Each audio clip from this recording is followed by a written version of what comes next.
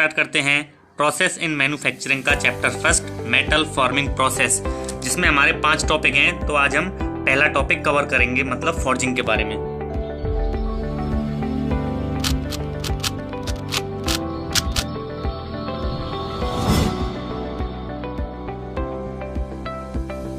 तो आपको यहाँ पे दिख रहा होगा ये डायग्राम फॉर्जिंग का है, दूसरा अपना रोलिंग का है, तीसरा अपना प्रेस फॉर्मिंग का है, चौथा एक्सट्रूजन और 5वां ड्राइंग का है। इसके बारे में मैं आपको बेसिक बता देता हूँ। फॉर्जिंग में क्या होता है, बेसिकली हमारा जो भी मटेरियल होता है उसके आयतन में परिवर्तन किए बिना उसको जो हमें मनचाही शेप चाहिए वो प्राप्त कर लेते हैं, उसको गर्म करके। यहाँ पे हम कोई शियर फोर्स का यूज नहीं करते, यहाँ पे केवल हम कंप्रेशन और टेंशन का यूज करते हैं उसकी शेप को बदलने के लिए। नंबर 2 पे बढ़ते हैं। तो ये है रोलिंग प्रोसेस अपनी। इसके अंतर्गत क्या होता है, हमारी जो भी कोई शीट होती है या कोई बड़ा मटेरियल होता है जैसे लीफ स्प्रिंग वगैरह, तो उसकी मैकेनिकल प्रॉपर्टीज़ को बढ़ाने के लिए, उसकी चौड़ाई को कम करने के लिए हम रोलर्स का यूज़ करते हैं। तो ये भी गर्म अवस्था पर ही होता है ये प्रोसेस भी, तो ये रोलिंग के अंदर आता है। Number 3 press forming. ये भी अपना फॉर्मिंग जैसा ही है, लेकिन ये बड़े कामों के लिए यूज किया जाता है। अगर कोई भारी चीज़ को हमें पुश करना है या ज़्यादा ताकत लगानी है तो उसमें हमारे पास एक ऑटोमेटिक प्रेस फॉर्मिंग होती है, वो उसको पंच करती है और ये हमारी आकृति यहाँ पे बन जाती है जो हमें चाहिए। नंबर 4 पे आता है एक्सट्रूजन। पावर की सहायता से, जो आपको ये होल दिख रहा है इसमें नीचे, इसमें से यहाँ पे अपना मेटल भरा हुआ होता है, इसमें जो गैप है वाइट वाला, ये हमारा रैम कह सकते हो आप इसको, जो यहाँ पे लगी हुई है ये। तो ये इसमें प्रेशर से एकदम ये आगे बढ़ती है, तो हमारा जो मटेरियल होता है वो छेद की सहायता से आगे निकल जाता है और वो आयताकार आकृति प्राप्त कर लेता है जो भी हमें चाहिए होता है। इसमें बेसिकली बहुत सारी डाइज यूज होती हैं, जिस डाई का हमें मटेरियल चाहिए तो वो निकल जाता है। Number 5 drawing. इसका प्रयोग केवल सिलेंड्रिकल होलो पाइप्स के लिए किया जाता है। उनका अगर हमें डायमीटर कम करना है तो इसमें एक चक होता है, वो घूमता है, वो एक टेपर्ड चक होता है। तो ये हम वर्कपीस को आगे फीड देते रहते हैं और वो घूमता रहता है, उसको कम कर देता है। तो बढ़ते हैं आगे। तो दोस्तों ये हमारा एक डायग्राम है मेटल फॉर्मिंग प्रोसेस का, जिसमें आप ब्रीफ में इसको समझ सकते हो एक बार में। इसमें हम पढ़ेंगे forging, rolling, press forming, extrusion और ड्राइंग। फॉर्जिंग के बारे में आज पढ़ेंगे। फॉर्जिंग है मेन चीज़ धातुओं की लोहारी। जो आपने लोहार देखे होंगे, अगर आप बाजार जाते हो तो वहाँ पे लोग होते हैं जो धातुओं को पिघलाते हैं, गर्म करके, रेड करके उनमें अपनी मनचाही आकृति दे देते हैं, तो वो है अपनी फॉर्जिंग। धातुओं को एक रूप से दूसरे रूप में तनाव एवं दबाव द्वारा पिघलाकर बदलना, तो वही प्रोसेस है जैसा मैंने आपको बताया था। तो आज हम पढ़ेंगे केवल फॉर्जिंग के बारे में। ये रहा अपना फॉर्जिंग। तो इसमें क्या क्या यहाँ देख लेते हैं। इसमें 3 टॉपिक्स हैं। फर्स्ट है forging process, open die forging and close die forging. Number 2 है press forging, upset forging, swaging, upsetters, roll forging and number 3 cold and hot forging, forging defects and their remedies. करते हैं शुरू। Metal forming process. तो इसकी definition जान लेते हैं। Metal forming process है क्या। तो इस प्रोसेस में धातु के आयतन में कमी किए बिना उसके आकार में परिवर्तन किया जाता है, अर्थात धातु पर दबाव देकर आकार को बदला जाता है। इस प्रक्रिया में धातु का कोई शीयरिंग नहीं होता। दोस्तों ये यहाँ से बहुत इंपॉर्टेंट लाइन है। मेटल फॉर्मिंग प्रोसेस में धातु का कोई शीयरिंग नहीं होता है, परंतु धातु पर कंप्रेशन एवं टेंशन दोनों प्रकार के प्रतिबल कार्य करते हैं। तो आगे बढ़ते हैं फॉर्जिंग की डेफिनेशन पे। तो फॉर्जिंग क्या है। फॉर्जिंग यह एक मेटल फॉर्मिंग प्रोसेस है, जो अपनी मेटल फॉर्मिंग प्रोसेस चल रही है। तो फॉर्जिंग भी एक मेटल फॉर्मिंग प्रोसेस है, जिसके अंतर्गत हाई टेम्परेचर पर धातुओं का प्लास्टिक डिफॉर्मेशन करके उन्हें निश्चित माप एवं आकार में लाया जाता है, जिसके लिए power hammer, forging press, upsetting machine का उपयोग करते हैं। तो ये मुख्यतः इन मटेरियल्स पे ही काम करता है, जिसमें अपने शामिल है wrought iron, mild steel, tool steel, copper, aluminium, magnesium और इन सभी के अलॉय पर फॉर्जिंग प्रोसेस होती है। For example crank shaft, cam shaft, connecting rod, spacer, bolt, crane, hook turbine, blade etc. सभी फॉर्जिंग की प्रोसेस से बनते हैं, क्योंकि ये सारे कास्ट आयरन और स्टील से बने हुए होते हैं। तो फॉर्जिंग में हमारी माइल्ड स्टील भी आ रही है, टूल स्टील भी आ रही है, तो इसलिए वहाँ फॉर्जिंग का यूज़ करते हैं। पढ़ते हैं अगली स्लाइड्स की ओर। फॉर्जिंग कितने प्रकार की होती है। तो फॉर्जिंग 3 प्रकार की होती है मेनली। तो सबसे पुरानी है, पहले लोग बाग यूज़ करते थे, वो है हैंड फॉर्जिंग या स्मिथ फॉर्जिंग भी कहते हो, जो आपके लोहार करते हैं। नंबर 2 है पावर हैमर फॉर्जिंग, जो अधिक मटेरियल, जो भारी मटेरियल है उनके लिए है, कोई बड़ा पार्ट्स बनाना हो। एंड नंबर 3 है ड्रॉप फॉर्जिंग, ये भी भारी पार्ट्स के लिए जो इंडस्ट्री में यूज़ होती है। तो यहाँ आपको मैं बता देता हूँ, ये है अपनी सबसे पहले हम ऐसे करते थे हैंड फॉर्जिंग, उसके बाद आई पावर हैमर फोर्जिंग, इसमें अपना हैमर है, ये रेसिप्रोकेटिंग मोशन करता है अप डाउन, तो हम जो भी यहाँ वर्क पीस रखते हैं उसको शेप मिल जाती है। एंड नंबर 3 है ड्रॉप फोर्जिंग, जो 2 प्रकार की होती है, open die forging and close die forging, जिसके बारे में हम आगे जानेंगे। तो दोस्तों hand forging, power hammer forging और ड्रॉप फोर्जिंग के बारे में डेफिनेशंस वगैरह जान लेते हैं। तो हैंड फोर्जिंग क्या है? इस विधि में धातु को गर्म करके औजारों की सहायता से पकड़कर एनविल पर रखकर हथौड़े से पीटकर वांछित आकार प्रदान किया जाता है। वांछित मतलब दोस्तों जो हम चाहते हैं, मनचाहा प्रकार। इसका उपयोग छोटे पैमाने पर निर्माण तथा मरम्मत कार्यों के लिए किया जाता है, जैसे हुक, छल्ले आदि। तो इसको आप समझ गए होंगे, बहुत ही डेफिनेशन है। एनविल क्या होता है तो मैं आपको बता दूं पिछली स्लाइड में, जो अपना ये है जिसपे ये हथौड़े से टूल को जिसने रख रखा है अपने वर्कपीस को, सॉरी, इसके नीचे, तो ये अपनी एनविल कहलाती है। जैसे यहाँ पे नीचे वाला एनविल है तो ये अपना एनविल होता है। तो सेकंड है अपना पावर हैमर फोर्जिंग, जो इसके बाद आया था हैंड फोर्जिंग के बाद। तो इसमें पावर हैमर के उपयोग से धातु खंड मतलब वर्कपीस को वांछित आकार में फोर्ज किया जाता है। यह विधि हैंड फोर्जिंग के समान ही होती है दोस्तों, ऊपर वाली के समान ही है, लेकिन इसमें हैमर का प्रयोग करते हैं बस।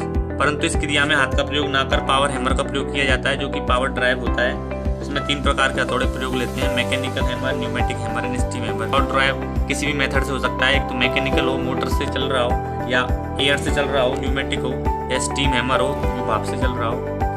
बात करते हैं नंबर 3 पे, ड्रॉप फोर्जिंग क्या होती है। इसमें वर्कपीस को वांछित आकार प्रदान करने के लिए डाइस का प्रयोग करते हैं। अंतर्गत हम 2 प्रकार की डाइस का यूज करते हैं, open die and close die, जो हम आगे देखेंगे। ड्रॉप फोर्जिंग दोस्तों मैंने यहाँ पे इनको अलग कर दिया है, ओपन डाई फोर्जिंग लेफ्ट में and close die forging right में। ओपन डाई फोर्जिंग में क्या होता है, इसमें फोर्जिंग क्रिया में धातु पूरी तरह से डाइज में बंद नहीं होती है, धातु का कुछ हिस्सा डाई के बाहर रहता है, जैसा कि इसके नाम से पता चल रहा है। ये सारी अपनी ओपन डाई फोर्जिंग है। इसके भी प्रकार हैं, ये फ्लैट डाई है, ये वी शेप है तो वी डाई हो गई, ये फ्लैट एंड वी, क्योंकि इसमें दोनों शेप है, फ्लैट भी है और बीच में से वी भी है। और लास्ट वाली है स्विच, जो राउंड स्क्वायर टाइप है। तो इसमें ठोस बेलनाकार वर्कपीस को 2 डाइस के मध्य रखते हैं तथा दाब देकर फोर्स करते हैं, जिसके कारण धातु डाई में बने खांचे का रूप ग्रहण कर लेती है। तो दोस्तों यहाँ पे आपको ध्यान रखने वाली ये चीज़ है कि ये कभी भी बंद नहीं होंगी, ये खुली रहेंगी, तभी ओपन डाई फोर्जिंग कहलाएगी। क्लोज डाई फोर्जिंग क्या होती है? इस प्रक्रिया में धातु फ्लैश नहीं बनता। तो धातु का फ्लैश क्या होता है? धातु का फ्लैश होता है जैसे हम किसी को डाई कर रहे होते हैं, जैसे ओपन डाई फोर्जिंग में हमने किसी को डाई किया तो मटेरियल हम उसको निकालेंगे गर्म पीस को, तो उसके ऊपर एक कपड़ी सी जम जाती है जो फ्लैश होता है। लेकिन क्लोज डाई फोर्जिंग में ऐसा नहीं होता। कार्यखंड की धातु पूर्णतः डाई के मध्य बंद हो जाती है तथा डाई के खांचे के अनुसार उसका आकार ग्रहण कर लेती है। जैसा आप देख रहे हो यहाँ पे हमने ऊपर वाली जो डाई है वो मूवेबल होती है, अप डाउन होती है, तो यहाँ पे हमने इसको नीचे प्रेस किया और ये ऐसा बन गया। बढ़ते हैं अगली स्लाइड की ओर। फोर्जिंग में हमारा पहला टॉपिक हो चुका है कंप्लीट। बढ़ते हैं सेकंड पे, प्रेस फोर्जिंग, अपसेट फोर्जिंग, स्वैगिंग, अपसेटर्स और रोल फोर्जिंग के बारे में। तो इसका पहला है सेकंड का प्रेस फोर्जिंग। तो इसमें क्या होता है, इसमें हथौड़े के स्थान पर एक प्रेस का यूज करते हैं। यह अपनी फोर्जिंग प्रेस है, फोर्जिंग प्रेस। इसमें अपना रैम है, नीचे बेस है। तो इसमें क्या कह रहा है, इसमें हथौड़े के स्थान पर एक प्रेस यूज करते हैं। तो इसमें रैम है, हथौड़े में दोस्तों क्या होता था कि वो ऊपर नीचे आवाज़ धीरे चलता रहता था इनिशियल टाइम पे, लेकिन रैम होती है वो बहुत स्लोली धीरे चलती है, वो अप डाउन नहीं होती, वो केवल नीचे ही आती है और एक बार में इसको प्रेस कर देती है। तो ये उससे अच्छा है, उसमें शोर होता था, इसमें कोई भी नॉइज प्रोड्यूस नहीं होती। तो ये motion of ram and upper die है, ये वो अपर डाई लगी हुई है इसमें, सी आकार की ऊपर रैम है, ये नीचे आती है धीरे धीरे धीरे धीरे। ये वर्क पीस है अपना, ये लीनियर गाइड है इसके नीचे, इस पर रखा हुआ है, ये बेस है अपना। तो ये फर्स्ट प्रोसेस है। सेकंड पे इसको क्रॉस कर देती है, थर्ड पे बिल्कुल हमारा मटेरियल तैयार हो जाता है, जो हमारी डाई की खांचे होती हैं उस प्रकार। अपसेट फोर्जिंग या मशीन फोर्जिंग, वर्कपीस के किनारों पर हेड बनाने की विधि है। इस प्रोसेस में प्रेस द्वारा लगभग 1000 टन से 2000 टन तक का दबाव लगाया जा सकता है, जो कि सामान्यतः हॉरिजॉन्टल होता है। तो दोस्तों हमारे जो भी बोल्ट वगैरह होते हैं उनके हेड होते हैं वो इसी विधि से बनते हैं, उसको हम देख लेते हैं। तो दोस्तों ये है अपनी स्टॉपर, ये है पंच, ये आपको बीच में होल दिख रहा होगा एक, ये अपनी शाफ्ट लगा दी हमने गर्म करके जो भी है अपना मटेरियल। तो जैसे हम इसको प्रेस करेंगे तो आप देख सकते हो इसके बीच में यहाँ पे जगह बनी हुई है, तो इस जगह में अपना मटेरियल है वो फिल हो जाएगा, जैसे हमने पंच मोशन में नीचे दिखाया गया है। और लास्ट में जो नीचे का डायग्राम है उसमें आप देख सकते हो इसने हेड की शक्ल ले ली है।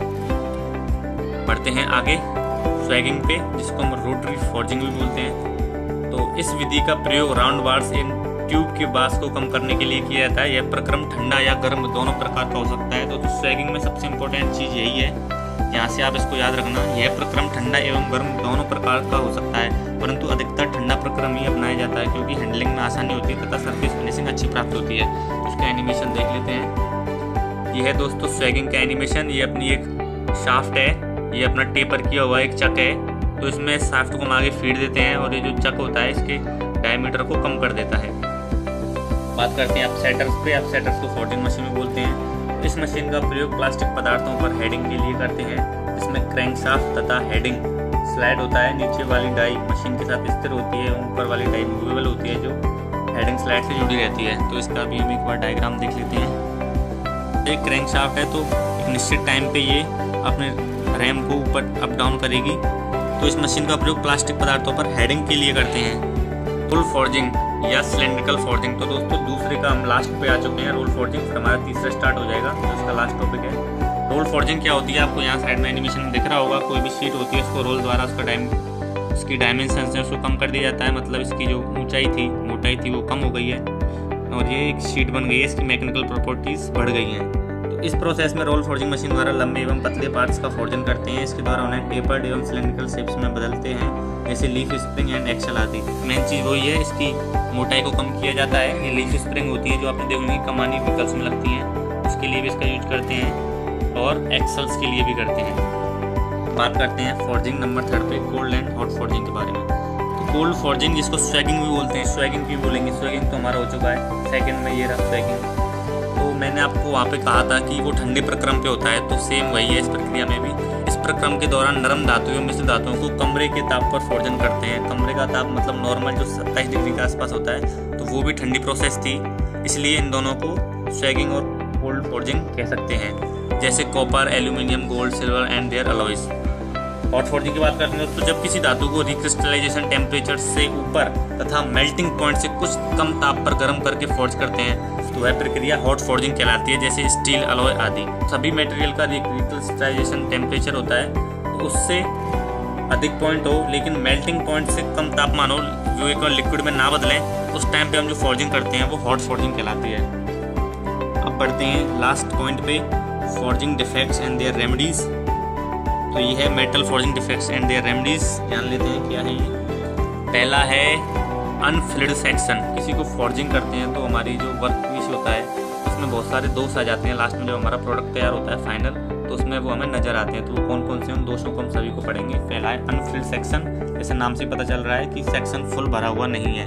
डायग्राम में देख लेते हैं। एक डायग्राम है, ये अपना मटेरियल है, ये अपनी डाई वगैरह है, तो इसने इसको प्रेस किया लेकिन देख सकते हो ऊपर नीचे भरा नहीं ढंग से। तो ये किस कारण होता है? This type of forging defects let some portion unfilled. It is called by the poor design of die. ये ज़्यादातर डाई की पुअर डिजाइन की वजह से होता है। Less raw material, poor forging techniques and poor heating. To avoid the occurrence of the defect, proper care must be taken on the die design, heating and there should be enough raw material। Poor die की वजह से ही होता है ज़्यादातर, तो हमें इसके लिए डाइस का मटेरियल ढंग से चूज करना चाहिए। Number second, cold shut. This type of forging defects occurs as small cracks at the corners of the objects। तो इसका मतलब है जैसे हमने अपने वर्क पीस को फोर्ज किया तो उसके जो किनारे हैं उसमें क्रैक्स आ जाते हैं, जैसे आप यहाँ राइट में देख सकते हो, वो कहलाता है कोल्ड शट। तो it is called by improper design of the forging die. Die की डिज़ाइनिंग भी होती है, उनकी डिज़ाइन के आधार पे भी ये दोष उत्पन्न हो सकते हैं। Forging die, sharp corners of the objects and excessive chilling of the forge product. This forging defects can be avoided when the flat radius of the die is increased. तो ये एक तो डाई की इम्प्रॉपर शेप से होता है और second होता है अपना चिलिंग द फोर्ज प्रोडक्ट। एकदम इसको हम प्रोडक्ट को ठंडा कर देते हैं तो इस पर एकदम दरारें पड़ जाती हैं। Number third, scale pits. ये क्या होता है? This types of forging defects occurs due to improper cleaning of forge surface. अपनी ये डाई हैं, इनकी सरफेस होती है जैसे नीचे वाली, तो ये सरफेस एकदम क्लीन होनी चाहिए, इस पर कोई भी धूल वगैरह नहीं होनी चाहिए। उसकी वजह से हमारा जो मटेरियल तैयार होगा, प्रोडक्ट तैयार होगा, तो उसमें बहुत सारी कमी आ जाएंगी। तो वही है स्केल पिट्स में। This types of forging defects occurs due to improper cleaning of the forge surface. Scale pit is used in forging carried out in open environment. It causes irregular deputations on the forging surfaces. These defects can be avoided by adequate cleaning of forged surface. Number 4 है die shift। Die shift का हम एक बार एक diagram से देखेंगे इसको। ये नीचे अपनी डाई लगी हुई है, ये जो अपना मटेरियल तैयार हो रहा है प्रोडक्ट वो है, और ये अपना पंच है अपनी जिसको शेप दे रहा है। तो डाई शिफ्ट क्या होता है? This forging defect is caused when the upper and lower dies are not aligned. ये तब उत्पन्न होता है जब हमारी नीचे वाली डाई और ऊपर वाली डाई अलाइनमेंट में नहीं है, उनमें थोड़ा बहुत अंतर है। तो हमारा ये पंच है वो इसमें पूरा फिट नहीं हो पाएगा, तो थोड़ा उधर चला जाएगा ये, और अपनी डाई भी खराब हो जाएगी। This will lead to improper dimension of the product. This defects can be avoided when the die is properly aligned. तो इस डिफेक्ट्स को तभी दूर किया जा सकता है जब डाई का जो अलाइनमेंट है वो प्रॉपर हो। It can be done by placing half portion of the work piece on the upper die and half of the lower die so that the both portion can match. Okay, तो number 5 flanks, ये अपना 5वां दोष है। 5 remedies. This types of forging defects occurs due to improper cooling of the forge product. तो ये कह रहा है जैसे अपना ये, क्योंकि अपना प्रोडक्ट गर्म होता है, इसको हमने फॉर्ज कर दिया, एकदम इसको ठंडा कर दिया, इस पर एकदम पानी में डाल दिया, तो ये फ्लैंक्स उसके कारण उत्पन्न होगा। It is internal cracks cause when the forge products cool quickly. तो इसमें इंटरनल क्रैक्स पड़ जाएंगे जो हम नहीं देख सकते, लेकिन अगर उसको माइक्रोस्कोपिक लेवल पे देखें तो उसमें बहुत सारी दरारें पड़ जाती हैं। Cracks cause when the forge product cool quickly and it reduces the strength of the forge product.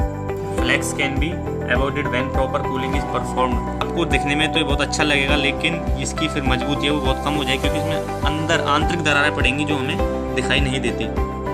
Number 6 improper grain growth. 6वां रेमेडीज है अपना forging defects is caused by improper flow of metal during the casing process which change the predefined grain of the product structure. It can be avoided by performing better design of die. 6वां दोष यही कहता है die की design अपनी better होनी चाहिए।